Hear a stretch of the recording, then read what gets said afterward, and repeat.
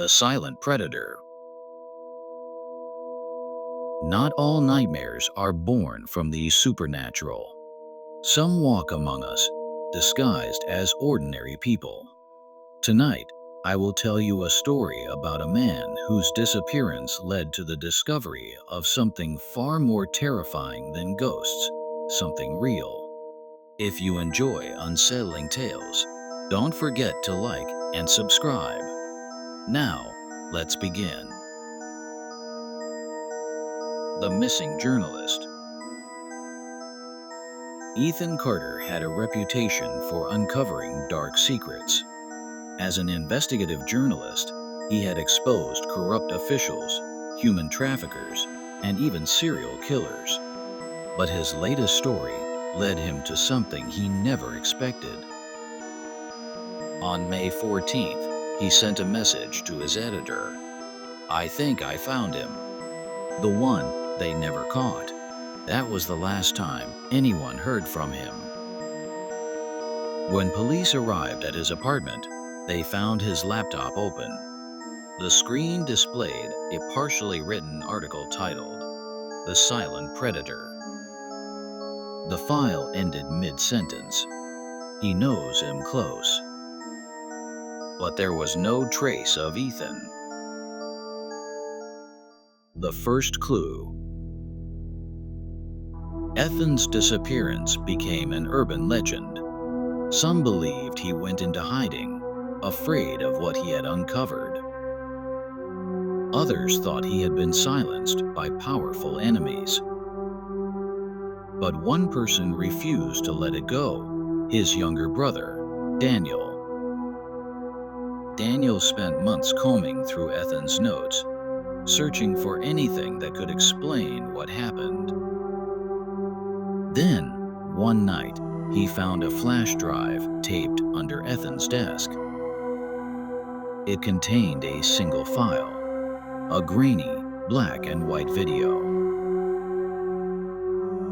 The footage.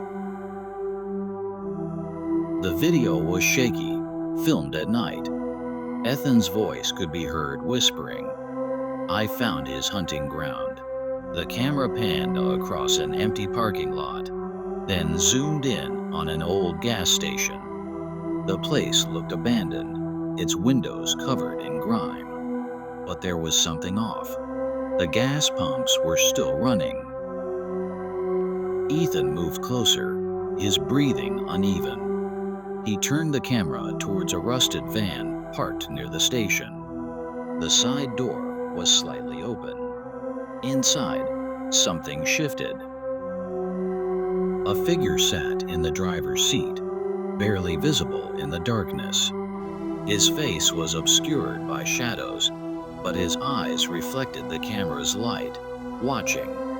Ethan's whisper turned panicked. "He sees me." The camera shook violently as he ran. Footsteps echoed behind him, heavy, deliberate. Then, the screen cut to black. The Silent Predator. Daniel replayed the video 100 times. He enhanced the footage, trying to get a better look at the man in the van.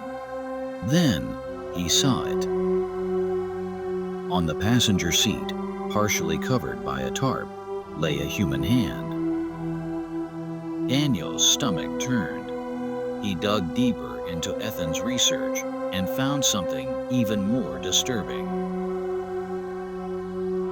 A pattern.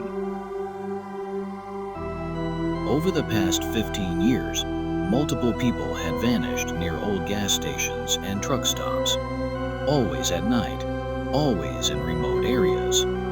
There were never any bodies, only abandoned vehicles and wallets left behind.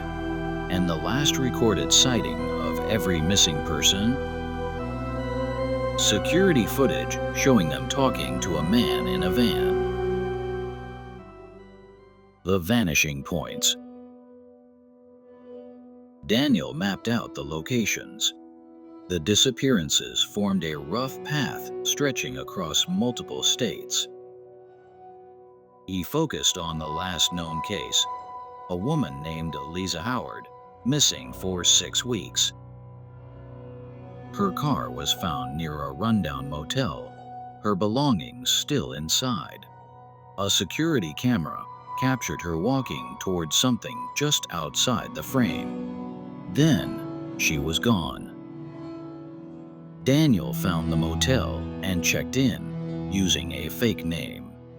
He waited in his car, watching. At 2:37 a.m., a van pulled into the lot. The same rusted, white van from Ethan's footage. A man stepped out, moving slow, precise. He wore an old mechanic's uniform. His face was plain, forgettable, but his eyes scanned the lot like a predator sizing up prey. The trap. Daniel knew he had to act. He followed the van when it left, staying far behind. After 20 minutes, it pulled onto an overgrown dirt road leading into the woods. The van stopped in front of an old, abandoned cabin. Daniel parked a safe distance away and grabbed the baseball bat from his trunk. His heart pounded as he approached, the woods eerily silent around him. The front door was unlocked. Inside, the air was thick with decay, the smell of old blood. Daniel moved deeper, past walls covered in old newspaper clippings, articles about missing people. Ethan's face was among them. Then he heard it, a soft click. The door slammed shut behind him. The cage. The lights flickered on. Daniel turned and saw the man from the van standing in the doorway.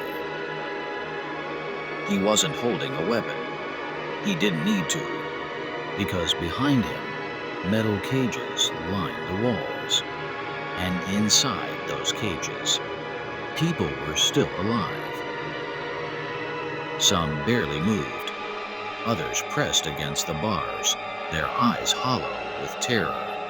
And in the last cage, Ethan, alive, but barely breathing. Daniel lunged, but the man moved fast, too fast. He grabbed Daniel by the throat and whispered, "I was wondering when you'd come." Daniel gasped for air, his vision blurring.